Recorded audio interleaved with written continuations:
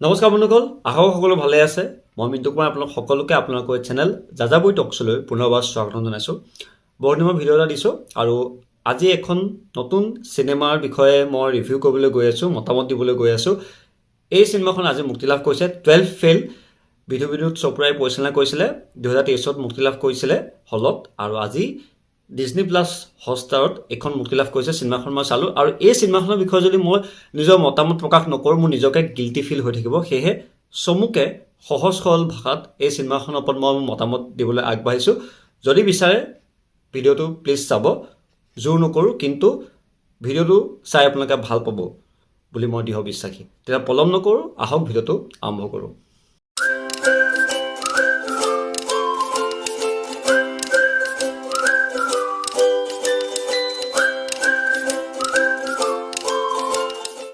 Fail এই চিনেমাখন বিধুবিনোদ চোপ্ৰাই পৰিচালনা কৰিছে। বিক্ৰান্ত মেছিয়ে ইয়াত মুখ্য ভূমিকাত অভিনয় কৰিছে।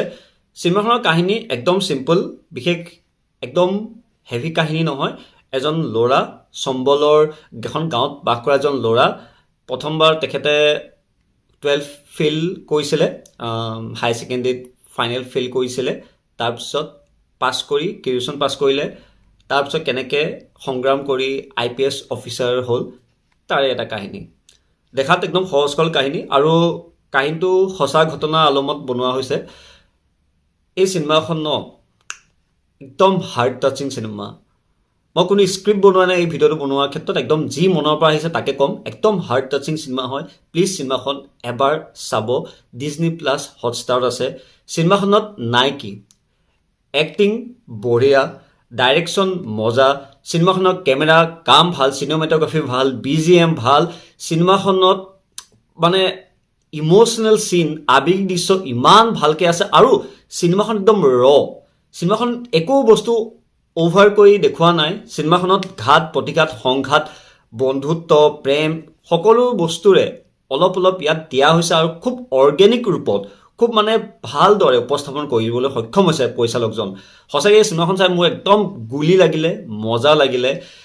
সঁচাকৈ এনেকুৱা ধৰণৰ চিনেমা বহুত চাইছোঁ বা ৱেব ছিৰিজ আমি চাইছোঁ এই বছৰতে, যে কেনেকৈ সংগ্ৰাম কৰি UPSC বা কম্পিটিটিভ এক্সাম ক্ৰেক কৰিব পাৰি। কিন্তু এই চিনেমাখন মাত্ৰ 2-2.5 ঘণ্টা এখন চিনেমাত ইমান ধুনীয়াকৈ এটা জাৰ্ণি দেখুওৱা হৈছে। আৰু ইয়াত বিক্ৰান্ত মেছিৰ এক্টিং কৰিছে নেকি ধৰিবই নোৱাৰি, কিমান ধুনীয়া এক্টিং কৰিছে ন, সেইটো এক্টিং বুলি নকয়। সঁচাকৈ মোৰ চিনেমাখন চাই বহুত ভাল লাগিলে। চিনেমাখনত ইম'চনছ বহুত ধুনীয়াকৈ আছে, একো অভাৰ কৰি দেখুওৱা নাই। একদম পূৰা মানুহক আৱেগিক কৰিবলৈ একদম জোৰ জবৰদস্তি একো দৃশ্য ইয়াত ইনক্লুড কৰা নাই, ইয়াত সংলগ্ন কৰা নাই। যিখিনি দৃশ্য আছে, আৱেগিক দৃশ্যসমূহ খুব ৰকৈ ইয়াত দেখুওৱা হৈছে।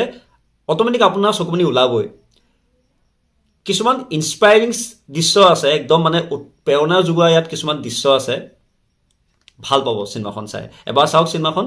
এয়া আছিল মোৰ এটা সৰু ভিডিঅ'। যদি ভিডিঅ'টো চাই ভাল পাইছে please video' like, share and comment কৰিব। আৰু যদি অলৰেডি চিনেমাখন চালে প্লিজ কমেণ্ট কৰি জনাব আপোনালোকৰ কেনেকুৱা লাগিলে চিনেমাখন চাই। এয়া আছিল এটা সৰু ভিডিঅ'।